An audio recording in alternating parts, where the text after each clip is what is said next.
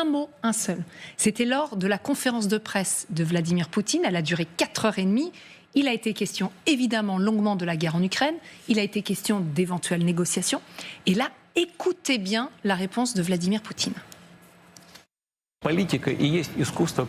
La politique, c'est l'art du compromis.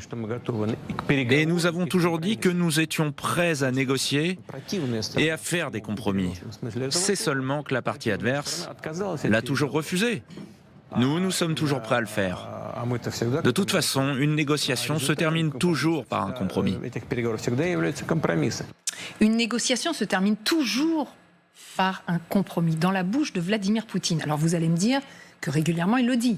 On est prêt à discuter de paix, c'est les Ukrainiens qui ne le veulent pas. Ça, il l'a toujours dit. Mais il dit, dans une négociation, il y a toujours des compromis. Donc la Russie est prête à faire des compromis ? Certainement pas. Connaissant Vladimir Poutine, il n'a jamais fait de compromis avec personne. Et les fameux accords de Minsk, en fait, ont servi à faire avaler des couleuvres au malheureux président ukrainien de l'époque, Poroshenko.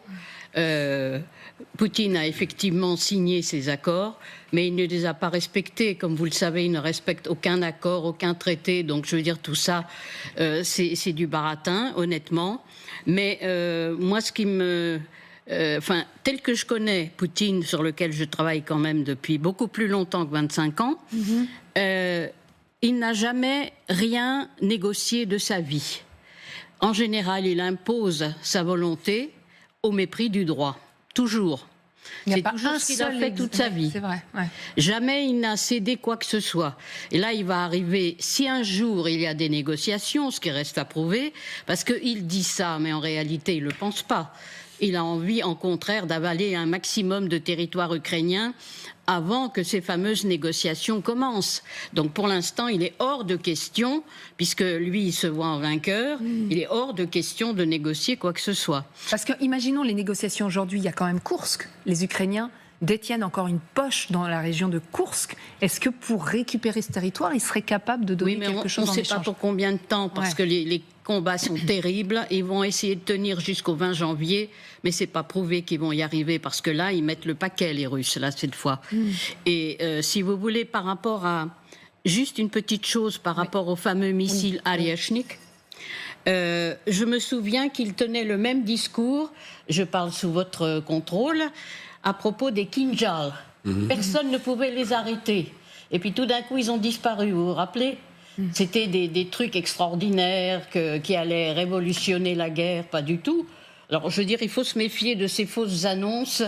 Tel que je connais l'individu, il est capable de dire n'importe quoi. Pour provoquer, pour faire peur, enfin il a diverses raisons, mais ce qui est clair, c'est que des compromis, il n'en fera jamais. Il n'en fera jamais, Magali. Ceux qui vont en faire, ce sont probablement les Ukrainiens, malheureusement. Toujours les mêmes, oui. Je crois qu'il souffle quand même beaucoup le chaud et le froid, c'est-à-dire qu'il dit à la fois qu'il se sent surpuissant avec notamment ces derniers missiles. En même temps, il dit je suis prêt à parler et à rencontrer Donald Trump à n'importe quel moment et je suis sûre que nous aurons plein de choses à nous dire. Voilà ce qu'il a dit sur ce ton toujours assez détendu, qui est quand même assez frappant lors de cette émission de télévision. Mais des compromis... En fait, aujourd'hui, on voit bien qu'il essaye de pousser en effet son avantage. Après, une fois que tout le monde sera autour de la table, sur les garanties de sécurité, qu'est-ce que sera prêt ou non à accepter la Russie ? Ce sera aussi au cœur de la négociation. Évidemment.